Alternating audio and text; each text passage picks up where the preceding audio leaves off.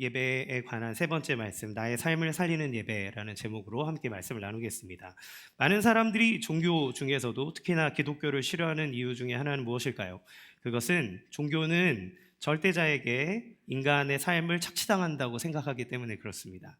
C.S. 루이스라는 분도 시편 4세기라는 책에서 그가 무신론자였을 때, 옥스퍼드 교수로 재직할 당시 무신론자였을 때 항상 성경에 보면 하나님을 찬양하라, 하나님 자신에게 영광을 돌리라고 하는 하나님의 이미지가 되게 불편했다, 이런 얘기를 해요.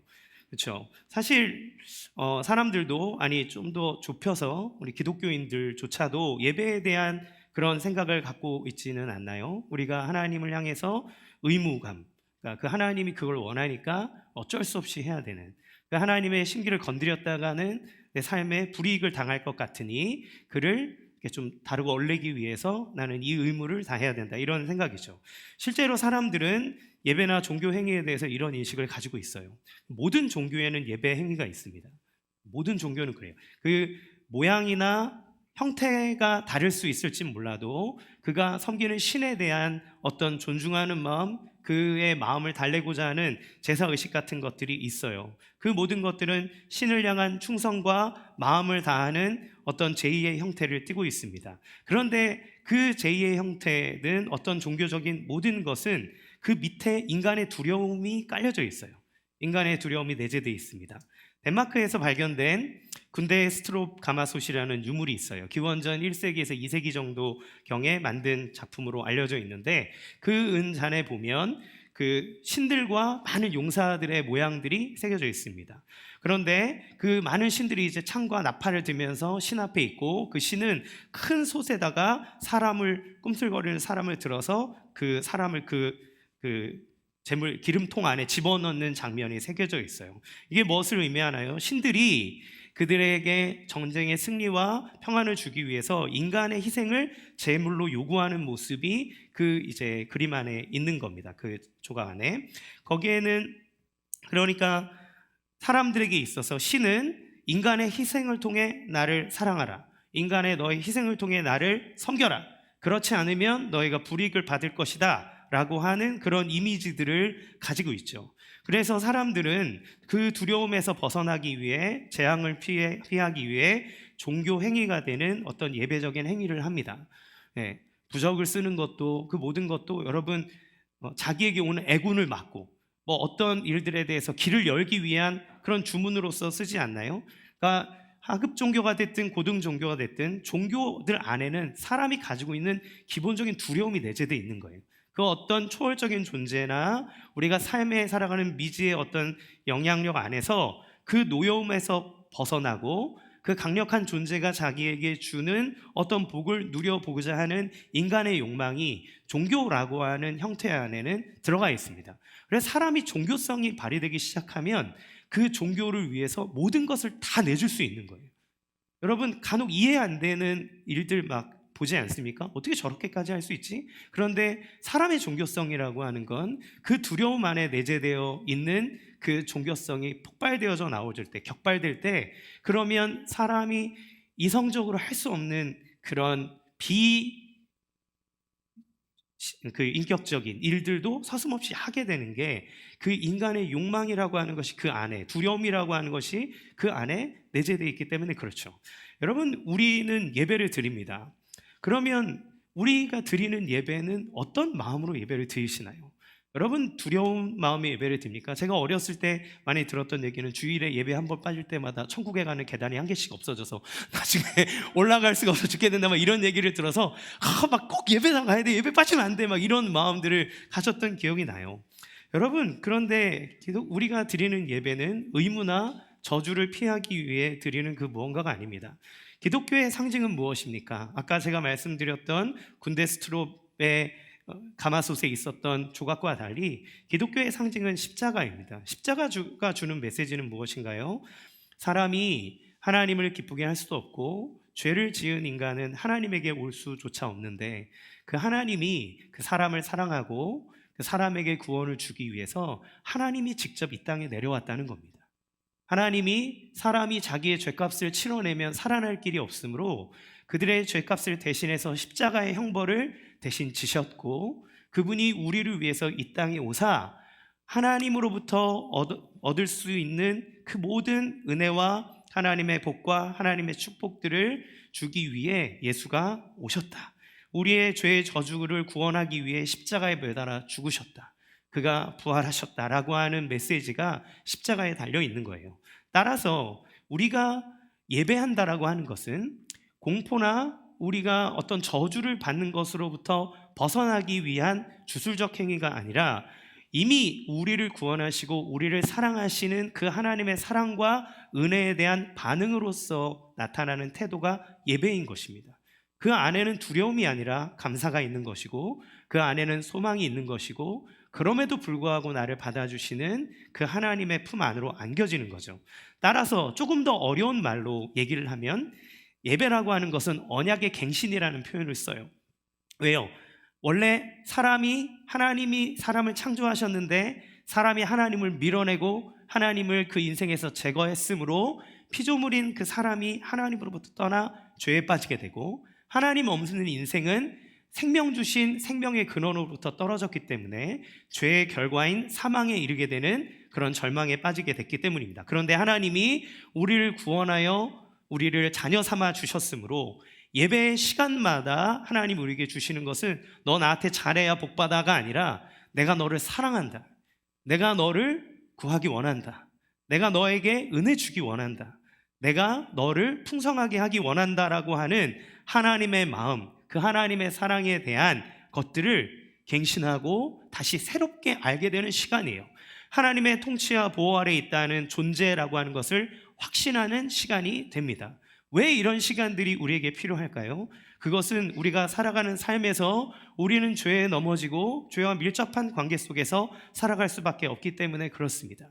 만약에 죄라고 하는 것이 살인죄, 강간죄 이런 것을 넘어서 하나님이라고 하는 완전한 존재가 죄라고 하는 것을 규정할 때 그 마음속에서부터 있는 것을 다 죄라 여긴다면, 그러니까 하나님으로부터 떠나 있는 모든 생각과 말과 행동, 태도, 그 모든 것이라면 사람 어느 누구도 자기가 죄인이 아니라고 말할 사람은 없을 겁니다.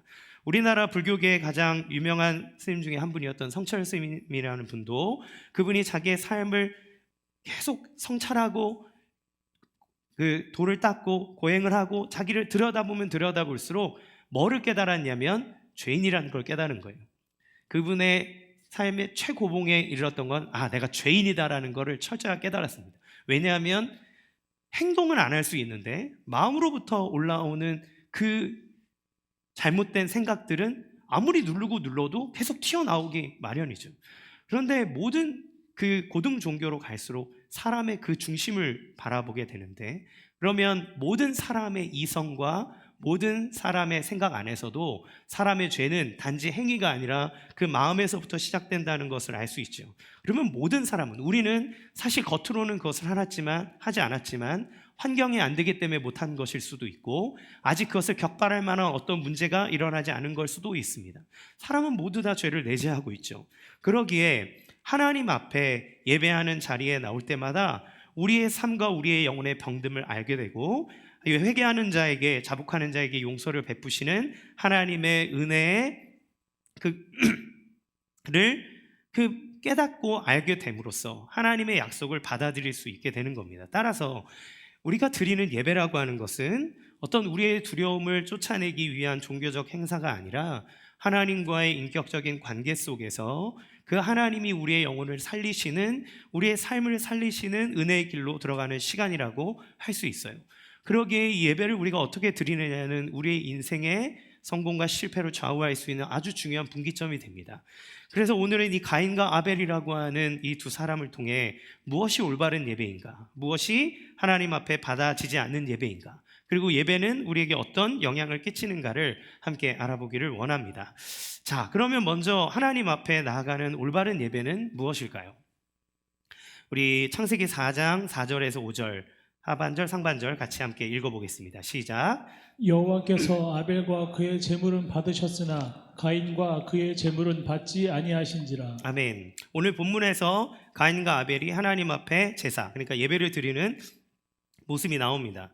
여러분, 아담과 하와가 하나님을 떠나 죄를 범했으므로 에덴이라는 낙원에서 쫓겨나게 되었고, 이제 그 이후의 모든 후손들은 죄의 DNA를 갖는, 그러니까 죄의 원죄를 갖는 존재가 되죠. 그러므로 하나님과 사람 간의 관계가 끊어진 겁니다. 하나님을 만날 수 없고 하나님으로부터 공급되는 안전과 평안과 그 존재, 하나님의 창조물로서의, 하나님의 형상으로서의 존재의 그 모든 의미들을 다 잃어버린 상태가 죄에 빠진 상태인 거예요. 그러므로 사람은 삶을 살아가며 불안함을 느낍니다. 두려움을 느껴요. 가져도 불안하고 모든 것을 잃는 어려운 상황에도 불안하고 그렇습니다. 왜요? 그 평안의 근원 되신 하나님께로부터 떠났기 때문이에요. 그런데 그 죄를 지은 사람들에게 하나님이 그 하나님과 연결될 수 있는 길을 열어주셨는데, 그것이 뭐냐면 바로 예배인 거예요. 그러니까 죄를 지었으므로 그들이 에덴에서부터 추방됐지만 하나님은 이 예배의 형태를 통해서 그들에게 복을 주기 원하고, 그들이 평안과 안정을 누리길 원하고, 그들이 하나님 안에서 갖는 기쁨을 누리기 원하는 마음으로 그들에게 이 예배의 행위를 통해 하나님 만나주시는 겁니다. 그들이 하나님 앞에 이제 예배를 드리러 나와요. 그런데 오늘 이 두 사람의 예배에 대해서 분명한 평가가 이루어집니다. 아벨의 제물은 받으셨는데 가인의 제물은 받지 않았다는 거예요. 하나님이 받으시는 예배와 그렇지 못한 예배는 어떤 차이가 있는가? 그러면 하나님이 받으시는 예배는 무엇인지를 알아보기 원합니다. 첫 번째는 하나님을 향한 마음이 있는 예배를 하나님 받으시는 거예요. 두 사람의 예배에 있어서 하나님 앞에 드리는 예물의 차이가 있습니다. 예물의 차이는 이것을 바친 예배자들의 차이라고 할 수 있어요. 가인과 아벨은 어떻게 하나님 앞에 예물을 드렸을까요? 다시 3절 4절 같이 읽어보겠습니다. 시작. 세월이 지난 후에 가인은 땅의 소산으로 제물을 삼아 여호와께 드렸고 아벨은 자기도 양의 첫 새끼와 그 기름으로 드렸더니. 예, 여기 보면 세월이 지난 후에라고 시작입니다. 그러니까 이들이 하나님 앞에 예배를 드렸고 하나님의 마음을 좋게 해드려서 소출이 생긴 게 아니라 하나님이 그들의 삶 가운데 복을 주심으로 가인은 농사를 지어서 농산물을 얻고 아벨은 양을 쳐서 그의 그 번성을 얻을 수 있는 하나님의 은혜를 받은 거죠. 그러니까 그것들에 대해서 감사하는 감사의 예배를 드리는 겁니다. 그럼 먼저 아벨의 제물을 봅시다. 그는 양의 첫 새끼를 드렸다고 얘기해요. 히브리 사람들에게 이 첫 것이라고 하는 것은 아주 중요한 의미를 가집니다. 첫 것은 그냥 첫 번째 것만을 의미하는 게 아니라 대표성을 지녀요. 이 첫째라고 하는 건 모든 것을 대신하는 것이고 그 나머지의 모든 것을 대표한다는 의미를 갖고 있는 게 첫 것입니다. 그러니까 아벨은 첫 것을 드렸다라고 하는 표현은 무슨 의미냐면 하나님이 저에게 은혜를 주심으로 이 모든 소유물들이 생기게 되었습니다. 하나님, 이 모든 것이 하나님의 은혜이고 하나님의 것이고 나의 삶 또한 하나님의 것입니다라고 하는 그의 마음이 이 예물 안에 담겨져 있는 거예요. 그러나 가인의 예배에는 이런 평가가 없습니다. 그러니까 아벨의 제사에 대한 묘사는 되게 풍성해요. 첫 것을 드렸고 기름을 드렸다 이런 표현들이 있지만 가인의 예배에 대해서는 되게 빈약합니다. 무엇이 문제입니까? 가인은 그냥 드린 거예요. 그냥 제물을 낸 겁니다. 회비 내듯 하나님 당신이 제물을 원하니 내가 이거를 주겠습니다 라는 거예요. 하나님이 계신 거를 이 사람들은 알죠. 하나님과 지금 대화하잖아요. 이야기하잖아요. 그런데 그분의 도움은 필요하고, 그리고 그 하나님이라고 하는 존재에 대해서 자기의 가치를 높이기 위한 수단으로서 이 가인이 예배를 사용하고 있다는 걸 알 수 있습니다. 그러니까 아까 말했던 종교 생활을 하는 거예요. 내가 당신에게 원하는 거 이거죠? 그러니까 내가 이거 줄 테니까 당신 나에게 이거 주세요. 나를 높여주세요 라고 하는 그런 수단으로서 있는 거죠. 그러니까 하나님이라고 하는 그 존재 자체에 대한 마음이 없이 그저 어떤 공식처럼 사람에게 대하는 거, 하나님께 대하고 있는 겁니다. 두 번째는 지속성 있는 예배가 하나님이 받으시는 예배라는 거예요. 여기에 보면 가인도 드렸고 아벨도 드렸다 이렇게 나오잖아요. 근데 우리나라 말로는 같이 드렸다라는 표현으로 되지만 히브리어에서는 시제가 다릅니다. 가인은 미완료형으로 이 드렸다는 표현이 쓰여지고 아벨은 완료 형태로 쓰여져요. 히브리어에서 미완료형은 뭐냐면 그 단번에 회차로 끝나는 걸 의미합니다. 이렇게 딱 끝난 거예요. 그러니까 가인이 드린 예배는 뭐냐면 종교적인 제의로 이제 제물 딱 드렸으니까 자 이제 할 거 했죠? 예물 다 드렸죠? 의무 다 했습니다. 끝인 거예요. 아벨의 제사가 드렸다는 것이 이제 완료형이라고 하는 건 그 예배가, 하나님 앞에 드리는 예배가 그의 삶에서 지속되고 있다는 겁니다. 하나님과의 관계 속에서 그 하나님을 인격적으로 알고 그 하나님의 영향을 계속 받는 예배, 하나님 앞에 자기의 마음을 지속적으로 드리고 있는, 지속되는 영향을 끼치고 있는 예배를 드렸다는 거예요. 여러분, 많은 사람들이 주일에 드리는 예배를 의무처럼 여기고 자기가 이 예배를 드렸을 때 의무를 다했다고 생각하는 경우들이 많죠. 제가 캠퍼스에 있을 때, 이제 학부 다닐 때 그 복음의 열정에 막 미쳐 돌아가가지고 제가 막 쉬는 시간마다 사형리 전도하고 막 이런 때였어요. 그런데 제가 제 과 후배, 이제 제 경영학과였는데 과 후배를 이렇게 우연히 길에서 만나서 얘기하다 보니까 과 후배였고, 그 친구에게 사형리를 전했는데 보니까 교회를 다니는 친구더라고요. 그래서 잘 됐다. 그러면 너 나랑 한번 성경 공부 해보지 않을래? 하면서 그 친구랑 일주일에 한 번씩 만나서 1시간씩 이제 성경 공부를 했어요. 근데 6주 정도를 딱 하고 난 다음에 그 친구랑 이제 어땠는지를 이렇게 물어봤을 때 그 친구가 이렇게 얘기했습니다. 형, 되게 좋고 다 그러긴 한데 형, 저는 주일날 예배 다 드리거든요. 그리고 주일학교 봉사도 하고, 그래서 이미 저는 종교적으로 할 수 있는 모든 의무는 전 주일에 다 한 것 같아요. 그래서 월요일부터 토요일까지는 그냥 제가 그냥 제 삶을 살고 싶어요. 이렇게 얘기를 한 거예요. 물론 성경 공부를 안 할 수도 있습니다. 어차피 제가 그 교회의 지체가 아니기 때문에 캠퍼스에서 만난 사이니까 꼭 저랑 성경 공부를 해야 영적이다, 그런 의미가 아니라 그 친구가 가지고 있었던 그 마음이 되게 가슴 아프게 했어요. 그러니까 나는 하나님 앞에 주일에 한번 예배를 드렸고, 그때 나는 종교적 의무를 다했기 때문에 나는 하나님에게 더 이상 드릴 의무가 없다. 나머지 일주일은 그냥 내 원하는 대로 살고 싶다라고 하는 거죠. 여러분, 이게 종교 생활입니다. 종교 생활. 그러니까 교회에서 예배가 예배로 끝나고 자기의 삶으로 연결되지 않는 거죠. 그런데 아벨이 드린 예배는 그의 삶에서 지속성을 갖고 있다는 거예요. 따라서 필연적으로 이런 예배는 그의 삶에 영향을 미치게 됩니다. 그래서 하나님이 받으시는 예배 세 번째는 삶이 있는 예배라는 거예요. 삶이 있는 예배. 창세기 4장 4절에서 5절, 아까 읽었던 말씀인데 다시 한번 읽겠습니다. 시작. 여호와께서 아벨과 그의 제물은 받으셨으나 가인과 그의 제물은 받지 아니하신지라. 여기에 보면 제물을 받았다라고 표현하지 않고 아벨과 그의 제물을 받았지만 가인과 그의 제물은 받지 않았다는 거예요.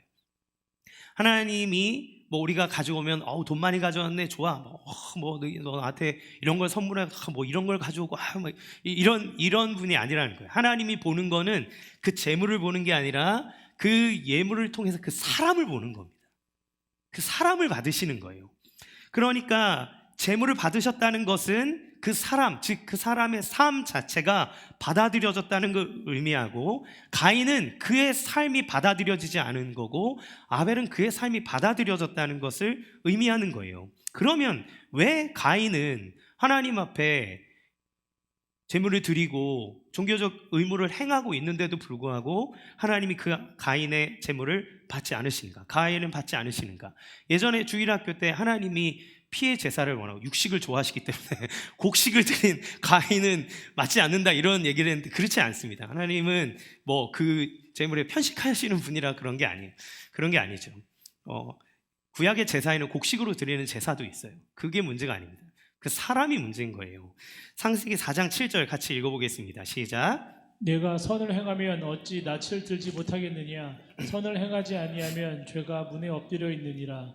죄가 너를 원하나 너는 죄를 다스릴지니라. 예, 하나님이 너가 선을 행하고 있지 않기 때문이라고 얘기해요. 여기에서 가인에게 말씀하시기를 죄가 너를 원한다, 이렇게 얘기합니다. 그 얘기는 뭐냐면 죄가 가인의 마음을 충동하고 그리고 유혹하고 있다는 상태를 얘기하는 거예요. 우리가 다 항상 그런 상태지 않습니까? 또 여기에 그런데 너는 죄를 다스릴지니라 라고 했어요. 그리고 얘기는 뭐냐면 다스려라 라고 하는 말로써 가인이 죄를 다스리고 있지 못한 상태에 있다라는 표현입니다. 그러니까 좀 쉽게 얘기하면 가인의 삶에 죄의 영향력 아래 있으므로 그 열매를 뿜어내는 존재이므로 그것으로 인해서 하나님이 그 가인이 아무리 예물을 많이 가지고 와도 그 가인의 재물을 받지 않는다라고 얘기하시는 거예요. 여러분, 이 가인이 가지고 있는 문제는 우리가 가진 근원적인 문제입니다. 죄가 우리를 원하는 거죠. 여러분, 사람이 죄를 지어서 죄인입니까? 아니면 죄의 영향을 받아 죄를 짓습니까? 성경은 사람 안에 내재된 죄된 본능이 우리로 하여금 죄의 열매를 맺게 하는 거죠. 우리는 뭐 살인을 하면 그게 죄라고 얘기하지만 살인, 거짓, 게으른 모든 삶에 나타나는 우리가 말한 죄라고 말하는 것은 이 인간이 갖고 있는 죄라고 하는 그 근원의 열매입니다. 그 죄가 우리를 유혹하고 충동함으로써 그 결과물들이 나오는 거죠. 따라서 마음에 우리가 그 유혹을 다스리지 못하고 있는 상태가 문제인데 마음속까지 아시는 하나님 앞에 어느 누구도 죄가 없다고 말할 수 없는 거죠. 그러면 어느 누구도 죄가 없다고 말할 수 없다면 아벨도 죄인 아닙니까? 그렇죠? 그런데 아벨은 왜 받고 가인의 것은 안 받으셨을까요? 가인의 문제는 뭘까요? 그가 지은 죄에 대한 죄의식이 없는 것과 동시에 죄가 자신을 조종하도록 방치하는 마음 때문입니다. 우리가 이걸 기독교적인 언어로 얘기하면 회개를 실패한 거예요. 회개를 실패한 것.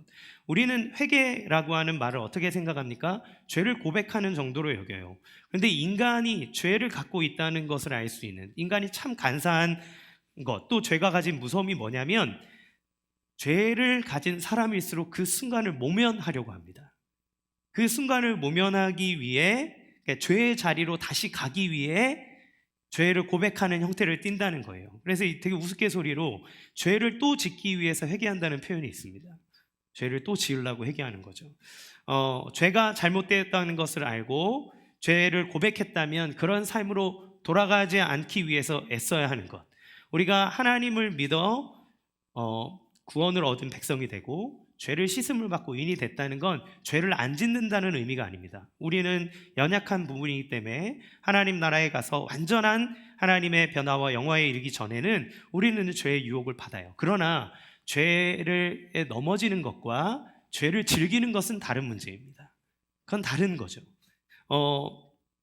강남중앙침례교회 최병락 목사님이 쓴 모든 것을 회복하는 모든 것을 살리는 예배를 회복하라는 책에 보면 이런 예를 들어서 말씀했습니다. 미국의 텍사스는 카지노가 불법이라 그래요.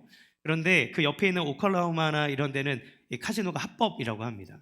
그런데 여러분 아시는 것처럼 텍사스는 기름이 많은 나라이기 때문에 이 미국에서 한 두 번째로 잘 사는 주예요. 미국은 이제 그 영방마다 다 법도 다르고 이게 다 다르잖아요. 근데 여기는 되게 잘 사는 동네인데 세금도 적고, 그런데 문제는 돈은 많은데 돈 쓸 데가 없는 지역이죠. 재미없는 데죠 이제. 그래서 여기 있는 사람들이 댈러스나 이런 데서 돈을 많이 번 사람들이 뭐를 하냐면 주말이 되면 도박을 하려고 옆에 있는 주로 2시간, 4시간 걸려서 이렇게 간답니다. 가요. 그래서 카지노를 가서 밤새 도박을 하고 돌아오는 거예요. 그런데 이 사람들이, 여기에 가는 사람들이 예배를 절대 빠지지 않는데요. 예배를 꼭 드린답니다.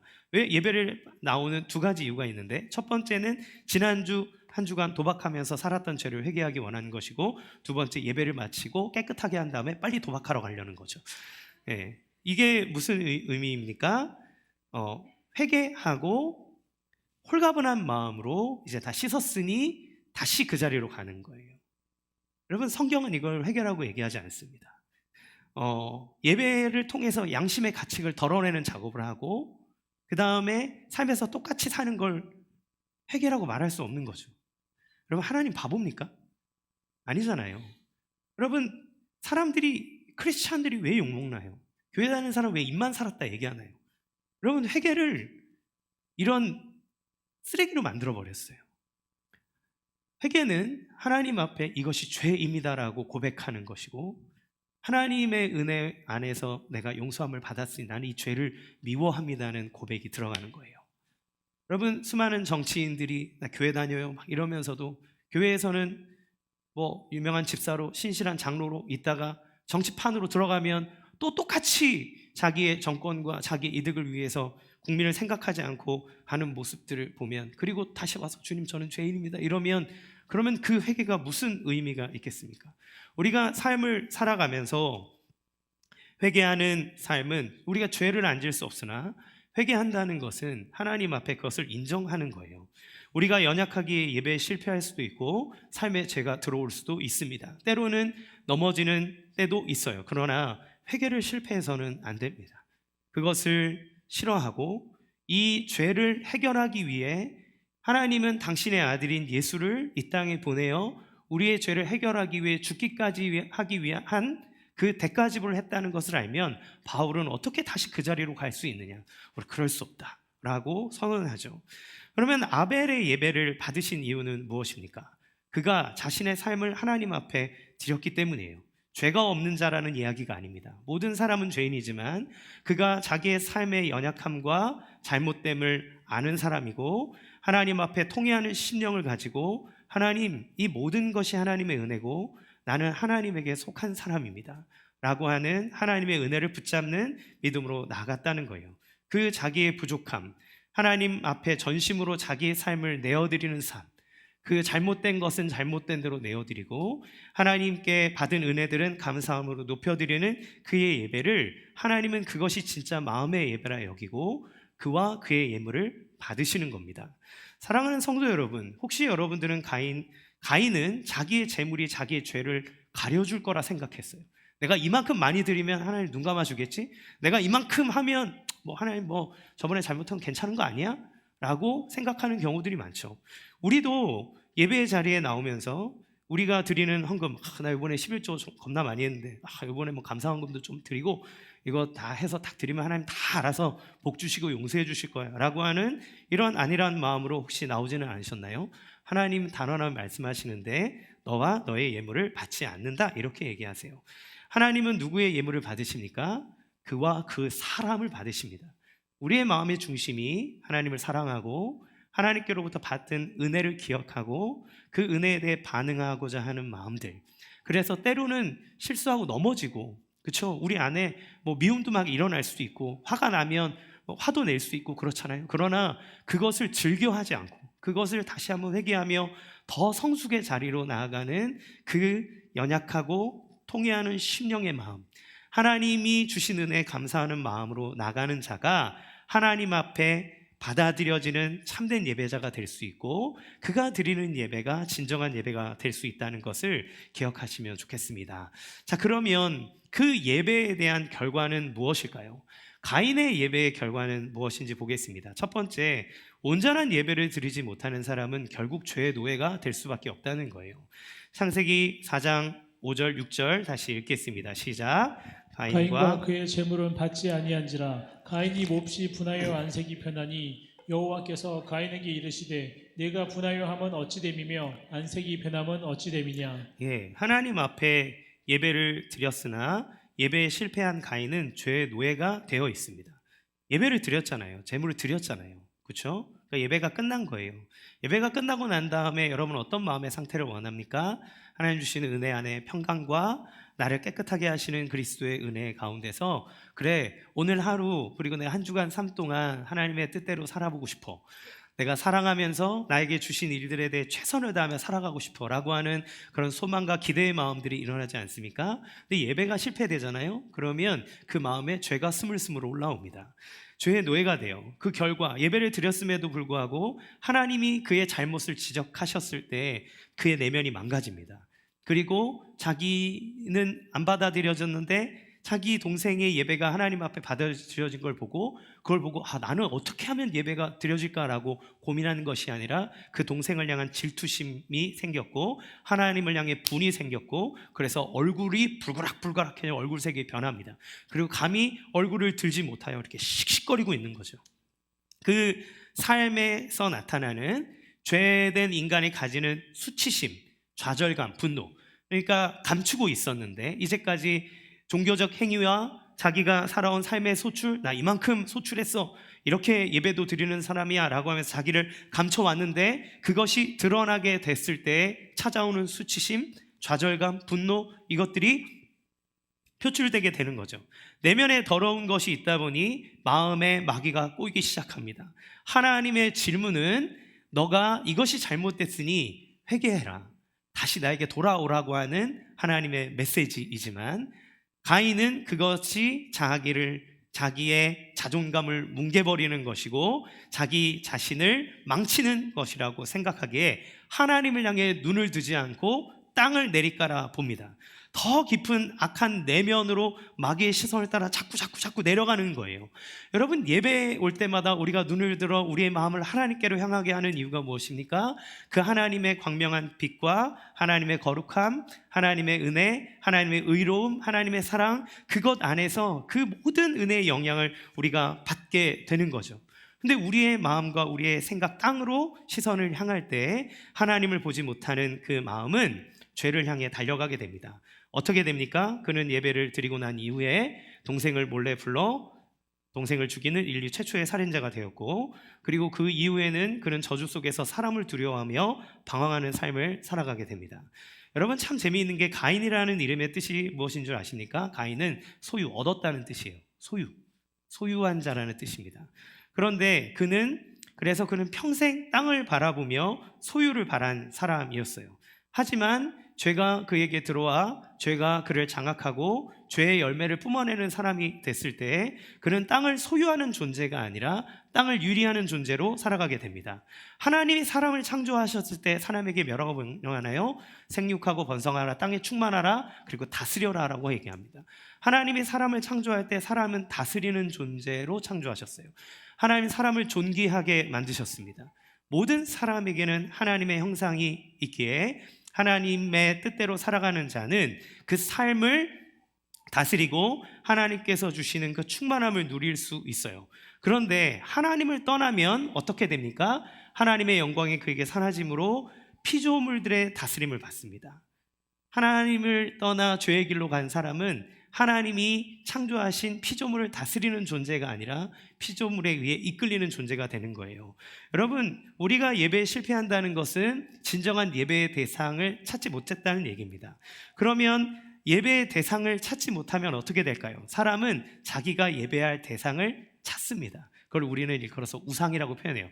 우상이 다른 종교 이런 것만 얘기하는 게 아니라 사람이 자기의 인생에서 하나님 말고 의지하는 그 모든 것을 우상이라고 표현하는데, 우리의 진짜 예배자 되시는 하나님을 보지 못하면 다른 것을 예배합니다. 다른 것을 추구하고 다른 것을 쫓아요. 왜냐하면 진정한 왕, 우리의 길을 이끌어가는 목자가 없기 때문에 길을 잃어버림으로 그 자리에는 다른 주인이 들어와 앉기 때문에 그렇습니다. 여러분, 봉준호 감독이 만든 기생충이라는 영화를 보셨나요? 거기에는 자본주의에 있는 계층적인 어떤 문제나 자본주의의 병폐나 그런 부분들을 아주 탁월한 감각으로 표현해낸 아주 명작이라고 할 수 있죠. 많은 분들이 보셨을 텐데는 그 안에 자본주의 안에 있는 계층 간의 갈등, 불합리, 그리고 선을 넘어갈 수 없는 그런 사회적인 구조적인 문제, 이 모든 것들을 잘 표현해 놓은 것 같아요. 그런데 결국에 그럼 누가 기생충이냐? 그냥 처음에 영화를 한번 보면 자본가라고 하는 부자들의 밑에서 그들의 이렇게 쓰는 돈을 받아먹고 사는 서민들이나 일반 사람들이 그들에게 기생해서 사는 기생충처럼 보이지만, 사실은 그 영화 전체에서 던져주는 메시지는 자본이라고 하는 거대한 숙주에 기생해서 살아가는 인간이 결국 자본주의라고 하는 이 시스템 안에 살아가는 인간의 모습이라고 하는 것을 이 감독은 보여주고 있는 것 같아요. 그러니까 거기에서 안 바뀌는 것은 집입니다. 주인이 계속 바뀌고 사람은 바뀌지만, 재벌도 떠나고 죽고 다 하지만 그 집, 그러니까 자본으로 대표되는 그 집은 변하지 않아요. 그러니까 모든 사람은 사실은 우리는 내 인생의 가치를 찾고 내 인생에서 평안함을 누리기 위해서 돈을 번다고 생각하지만, 돈을 아무리 많이 갖고 있는 사람도 돈이 가지면 가질수록 더 돈에 환장하고, 돈이 없는 사람은 돈이 없어 죽을 것 같아 하는 것이 우리의 삶이죠. 돈이 필요 없다고 얘기하는 것이 아닙니다. 돈을 다스리고 돈을 내가 사용하는 존재로 있느냐, 아니면 돈의 지배에 따라 돈에 이끌려가는 삶을 사느냐의 문제죠. 그러면 돈을 많이 벌면 그 사람의 욕구는 다 끝날까요? 그 우상이 가만 놔둘까요? 아니요, 그렇지 않습니다. 돈을 가지면 권력을 갖고 싶고, 권력을 가지면 자기가 원하는 또 다른 쾌락을 찾아 나섭니다. 연초에 미성년자 성착취 스캔들에 연루되어서 전에 체포되었다가 뉴욕 감옥에서 스스로 목숨을 끊은 억만장자 제프리 앱스타인이라는 사람의 성적대 리스트가 이제 올 초에 공개됐어요. 재판권에서. 그 문건 안에는 영국의 앤드루 왕자, 빌 클린턴 전 미국 대통령, 도널드 트럼프 전 미국 대통령 등 영미 정치권의 금융권 주요 인사들의 이름들이 거명됐습니다. 그러니까 그 미성년자의 성착취에 연루된 거예요. 여러분, 이 사람들이 부족한 게 뭐가 있습니까? 돈이 없습니까? 권력이 없습니까? 명예가 없습니까? 다 가졌다고 하는 사람들이죠. 그럼 다 가지면 그러면 세상에 다른 욕구가 없을까요? 아니요. 그 하나님을 떠난 마음은 솔로몬이 모든 걸 다 가졌어도 인생을 마지막에 노년 때 평가할 때 헛되고 헛되며 헛되고 헛되니 모든 것이 헛되다라고 얘기한 것처럼 인간이 죽을 수밖에 없는 그 죽음의 운명 안에서 아무리 모든 것을 많이 가지고 있어도 그 하나님이 사라짐으로 뚫려버린 그 마음의 허무함을 채울 수 없다는 것이 우리의 삶의 모든 역사들을 통해서 그리고 지금 사회에서도 얘기합니다. 그래서 이 가인이 하나님 앞에 온전히 예배하지 못했을 때 죄가 그를 지배했다는 것은 단지 살인죄를 저질렀다 아니면 뭐 방탕한 삶을 살았다의 영역을 아는 게 아니라 삶의 모든 영역에 그 안에 채워지지 않는 것으로 그 하나님 아닌 다른 것으로 채우기 위해 그가 모든 수단과 방법을 가리지 않는 세상의 삶을 살 수밖에 없었다는 거죠. 그것이 대부분 인간의 삶입니다. 여러분, 우리의 삶 속에 많은 것을 가지고 있어도 그 많은 것을 누리고 있어도 그 누리고 있으면 그것을 베푸는 삶을 살까요? 여러분, 지금 MZ세대라고 하는 많은 사람들은 어찌 보면 그 부모 세대들로부터 더 특별한 관심과 사랑을 받은 존재일 수 있습니다. 왜냐하면 애를 하나, 둘 이상 잘 안 낳거든요. 한 명에게 내 모든 걸 주리라. 그러면 그 부모님의 사랑을 막 다 받고 지원을 받아서 나온 그 사람들은 모든 걸 다 베풀며 살까요? 아니요. 그가 자기의 삶의 두려움과 어려움을 갖게 되므로 오히려 그는 자기의 삶을 희생해서 아이를 갖기를 거부합니다. 자기의 삶 속에서 나 이외의 다른 것들을 생각하려고 하는 마음들은 점점 줄어듭니다. 여러분, 우리의 삶 속에 진짜 우리의 근원 되시는 생명의 근원 되신 하나님이 채워지지 않으면 우리는 땅의 지배를 받는 거예요. 하나님이 만드신 창조물을 다스리는 존재가 아니라 거기에 끌려가는 인생. 그러니까 뭔가를 해도 내가 주도하고 하나님 안에서 소망과 비전을 향해 달려가는 인생이 아니라 무언가에 어쩔 수 없이 죽지 못해 끌려가는 인생, 어쩔 수 없어서 일하는 인생, 어쩔 수 없어서 그 무언가를 연명하는 인생처럼 어느 순간 우리의 인생의 목표도 잃어버리게 되는 겁니다. 그러면 온전한 예배를 드린 이에게 어떤 은혜가 있을까요? 온전한 예배는 거룩하고 아름다운 삶으로 우리를 인도해 갑니다. 4절 같이 읽겠습니다. 시작. 아벨은 자기도 양의 첫 새끼와 그 기름으로 드렸더니 여호와께서 아벨과 그의 제물은 받으셨으나 하나님은 아벨과 그의 제물을 받으셨다고 말합니다. 여기서 받으셨다라고 하는 표현은 첫 번째로 아벨을 기뻐하셨다는 얘기고 기뻐하셔서 그걸 받았다는 얘기고 두 번째로는 그를 둘러보고 살펴본다는 뜻이에요. 그러니까 하나님이 그 예배에 들어온 아벨을 향해서 하나님은 그를 살피고 그의 영혼을 향해 돌봐주시는 분으로 있는 겁니다.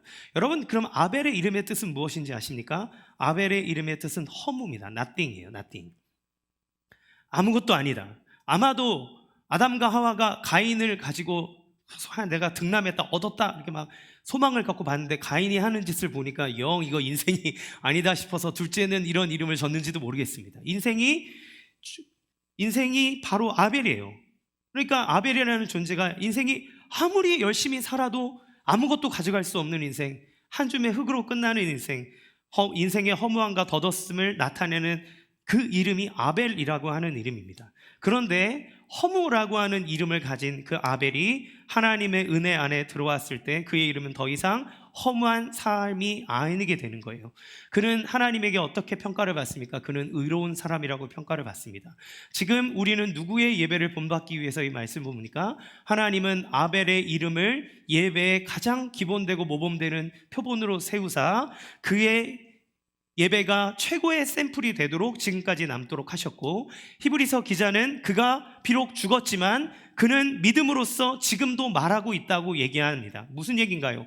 지금도 하나님과 함께 살아있는 존재로, 하나님 곁에 있는 존재로 우리에게 그 예배를 증거하는 자다라고 얘기합니다.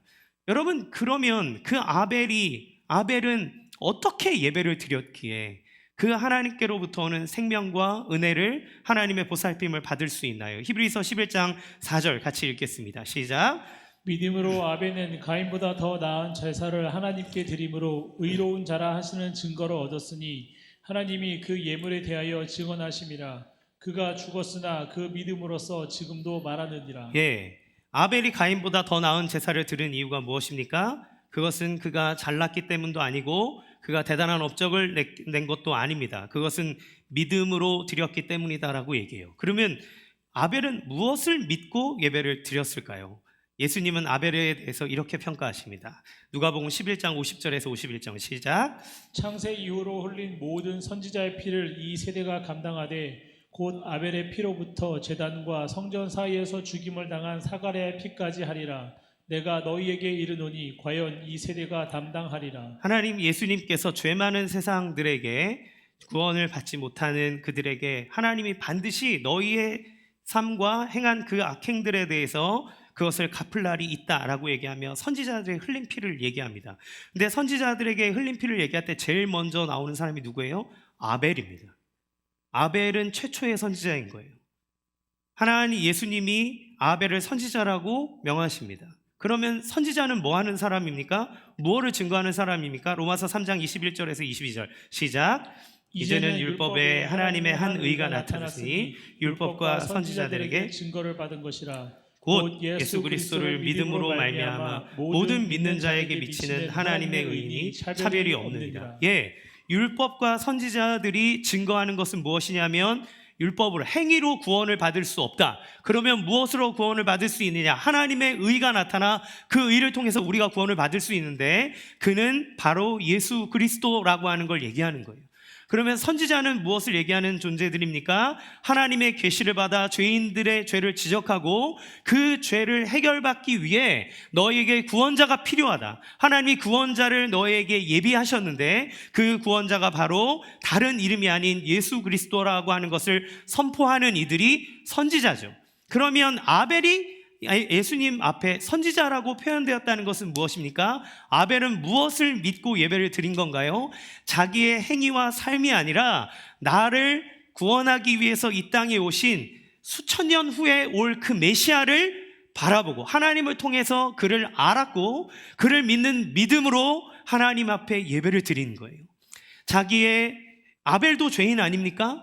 아벨도 죄가 없는 사람이 아니잖아요. 그러나 그 아벨의 믿음은 수천 년 이후에 찾아올 예수 그리스도가 나의 죄를 대신하여 십자가에 못 박아 죽고 그를 통해서 자기가 하나님의 구원을 얻어 하나님의 자녀가 되었음을 알기에 그 믿음을 가지고 하나님 앞에 예배하러 나가는 겁니다.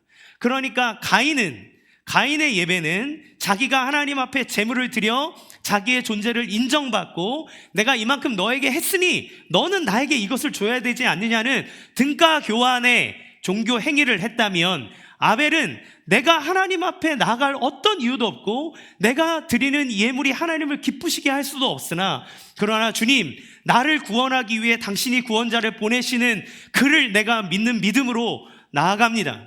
내가 그를 믿음으로 하나님 앞에 정결함을 받은 존재가 되어 하나님의 자녀로 나아갑니다라고 하는 그리스도 예수를 믿는 믿음으로 하나님 앞에 나아가는 거예요.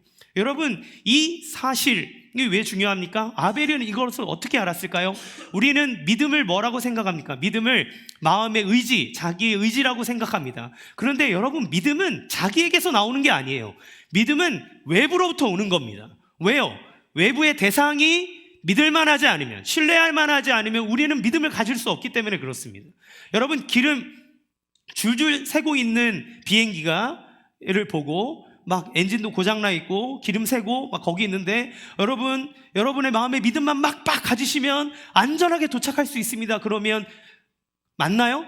여러분 비행기가 못 믿겠는데 내가 아무리 믿은들 그것이 무슨 소용이 있습니까? 따라서 믿음은 우리가 갖는 것이지만 그러나 믿음의 근원은 외부로부터 오는 거예요. 누구에게로부터 받는 겁니다. 주어지는 겁니다.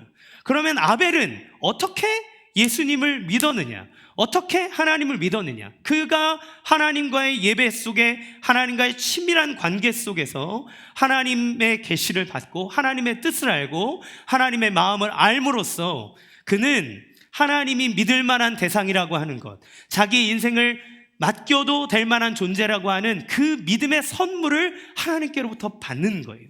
여러분, 예배가 왜 중요합니까? 이 예배는 하나님께서 우리에게 당신을 계시하시는 자리입니다. 하나님의 영광과 하나님의 은혜와 하나님이 우리를 위해 어떤 일을 행하셨는지를 보여주시는 자리예요. 하나님과의 인격적인 교제입니다. 따라서 이 예배의 자리는 우리로 하여금 내가 이해하지도 못하고 어찌 보면 잘 알지도 못하지만 어느 순간 그 믿음이라고 하는 것이 나의 마음 가운데 심기게 하고 나로 하여금 내가 보지도 못했고 내가 원래 잘 알지도 못했던 하나님이라는 존재, 그리고 2000년 전에 왔던 그 예수라고 하는 존재가 나를 구원하는 존재로 자리잡임한다는 그 믿음의 은혜를 받는 아주 중요한 자리이기 때문에 그래요. 아벨은 그 예배 가운데 그 은혜를 받았습니다.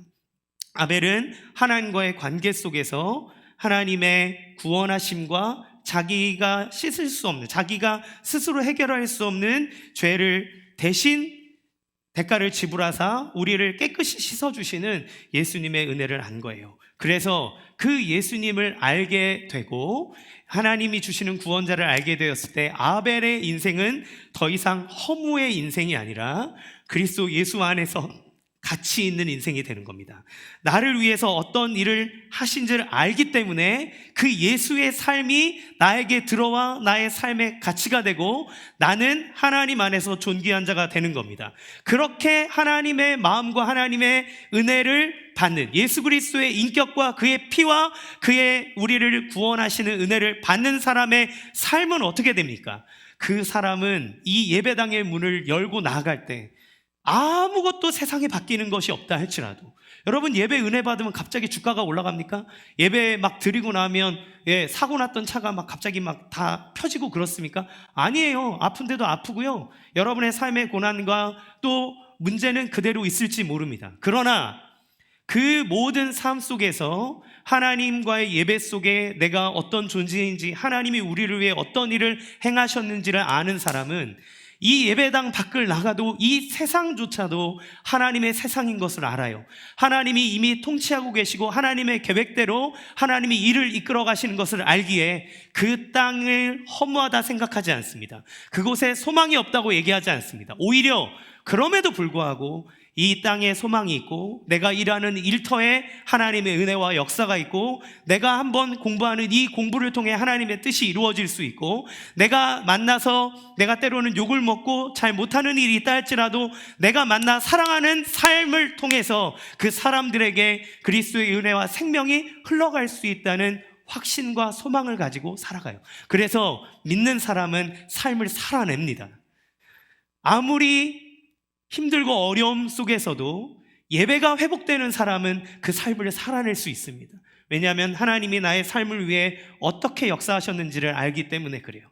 그래서 우리는 그 길을 걸어갈 수 있고 넘어져도 일어날 수 있고 나에게 주어지는 모든 삶의 요소들, 육아를 하던 직장에 나가 일을 하던 공부를 하건 아니면 쉼의 시간을 갖건 세상 사람들은 자본으로 너는 생산성 있는 일, 너는 가치 있는 일, 너는 가치 없는 일, 너는 이상한 일, 막 이런 가치 판단 속에서 등급을 매기고 살아가지만 하나님 안에서 예배의 감격과 은혜, 그 안에서 하나님의 은혜 안에 나의 존재를 확인받은 사람은 그 삶이 살아나는 거예요.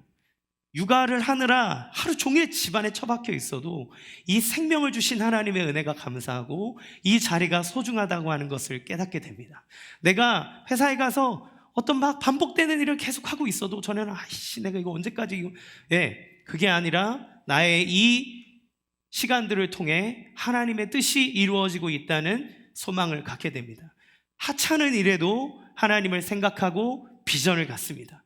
그리고 더 한 발자국 나아간 삶의 길을 걸어갈 수 있는 거예요. 여러분은 예배가 주는 은혜와 능력이 이와 같습니다. 사랑하는 성도 여러분, 여러분은 어떤 예배를 드리기 원하십니까? 예배는 이미 하나님께서 우리에게 주신 은혜에 대해 반응하는 겁니다. 예배를 성공하시면 그 하나님 안에서의 깊은 교제 속에 하나님의 은혜와 사랑을, 여러분을 향한 하나님의 뜻을, 우리에게 이미 주어져 있는 복이 얼마나 큰지를 깨달을 수 있습니다. 그 예배가 성공되어지면 여러분의 삶에 소망이, 비전이 일어납니다. 예배가 여러분 안에 살아나기 시작하면 여러분의 영혼이 썩어져 없어져 버릴 다른 가치 없는 것에 우리의 삶을 두는 것이 아니라 영원한 것을 향한 온전한 마음으로 나아갈 수 있게 하는 거죠. 여러분 안에 이러한 은혜가 있기를 원합니다. 우리 매주 예배를 드리잖아요. 매일 또 새벽에 또 예배를 드리잖아요. 그 예배가 종교적 행사로 끝나지 않기를 원합니다. 여러분이 예배를 온전하게 드림으로 하나님 안에서 거룩한 산 제사를 드리는 삶으로 이어져서 기독교인으로서 하나님의 얼굴에 먹칠하는 자가 아니라 그 예배가 그 삶으로 계속 이어짐으로 하나님을 영화롭게 하고 하나님의 나라를 이 땅 가운데 이뤄내는, 그래서 하나님이 주시는 은혜와 통치 가운데 소망과 비전을 누리는 여러분의 삶이 되기를 주님의 이름으로 간절히 축원합니다. 이 시간 함께 찬양하겠습니다.